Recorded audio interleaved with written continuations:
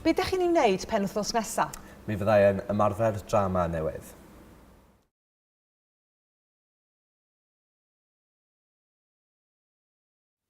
Be ydych chi'n wneud y pen wythnos nesaf? Penwythnos nesaf, dwi'n mynd lawr i Gaerdydd i wylio Cymru yn chwarae rygbi, Cymru yn erbyn Samoa.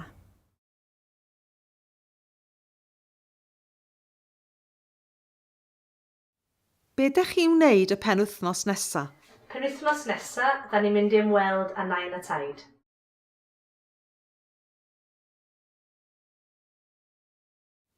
Be ydych chi'n wneud y pen wythnos nesaf?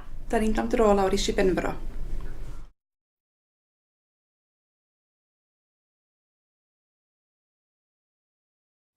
Be ydych chi'n wneud y pen wythnos nesaf? Dwi am fynd i wylio'r golff yng Nghasnewydd.